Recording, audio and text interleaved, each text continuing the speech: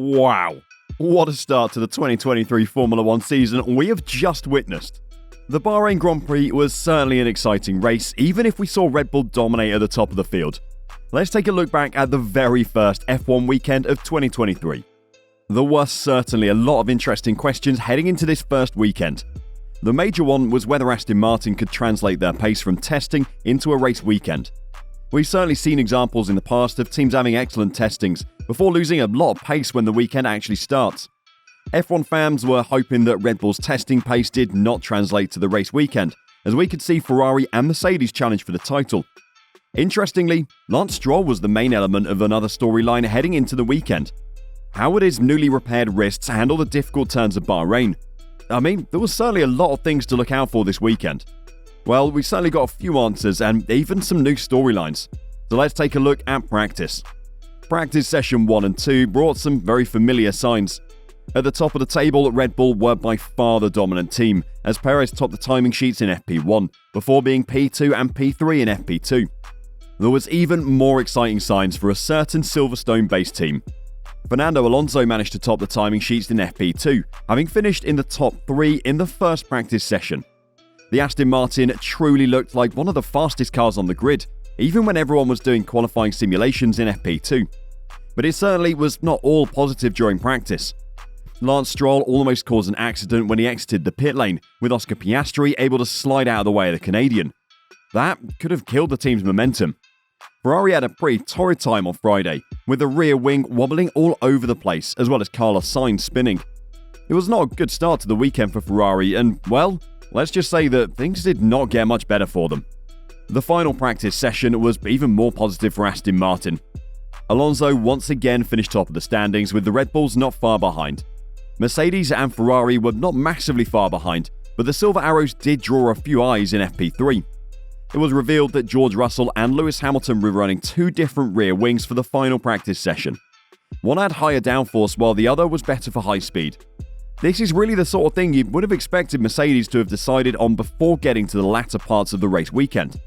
Finally, after months and months of waiting, Saturday was the first time we got to see drivers properly going flat out, competing for the fastest lap. F1 fans had been waiting for the green light of Q1 over the winter, and it was finally here. When the qualifying did start, a few drivers will have wished they had some more time off.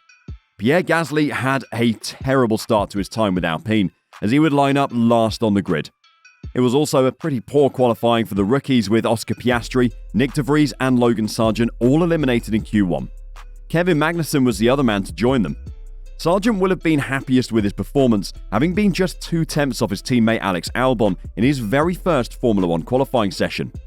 Not only that, but the American rookie did the exact same lap time as Lando Norris, but failed to qualify for Q2 due to Norris setting his lap time first. Williams would make an interesting decision with Albon in Q2. Q2 did produce one particularly interesting point. Williams decided to keep Alex Albon in the garage.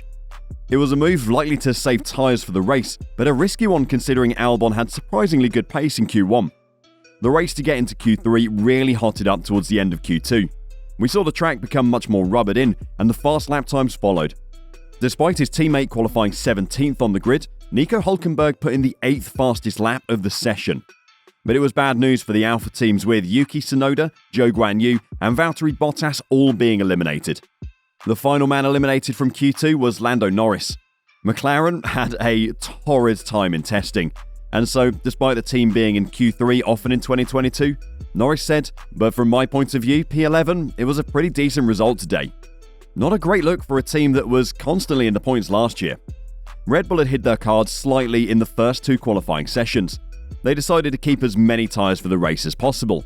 But don't worry, when it came to Q3, they certainly showed their pace.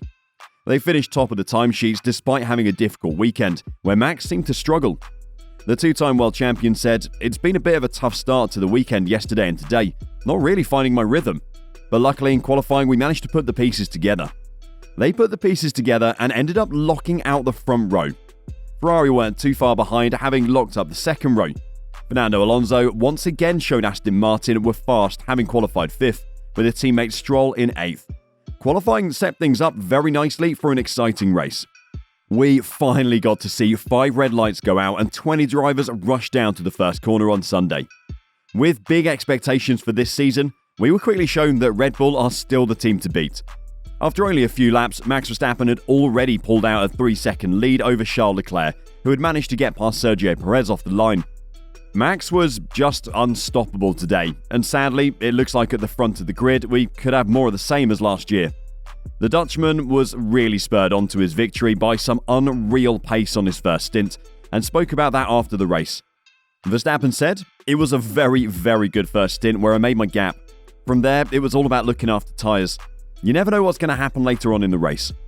Max also understated the Red Bull car slightly, saying, "We have a good race package. We can definitely fight with this car." If Max only thinks the Red Bull package is good, how fast does he think a great Red Bull package can be? I'm sure the Milton Keynes-based team would have been pleased some of their main rivals struggled. Despite a good start where Charles Leclerc took second place from Sergio Perez, it was clear that Ferrari did not have the pace to keep up with Red Bull. Max was pulling away from Charles easily, and it looked like the Ferrari would be fighting for the podium spots instead. Leclerc looked like he would be cruising to third, having been overtaken by Perez. But disaster struck the Scuderia when Leclerc lost all power with 16 laps remaining. Looks like those engine reliability upgrades Ferrari brought in over the winter might not have been as effective as it seemed. What is even worse is that overnight, Ferrari had to change an electrical part on Leclerc's engine. Seems like this change might have had something to do with Leclerc grinding to a halt. Things weren't much better for his teammate.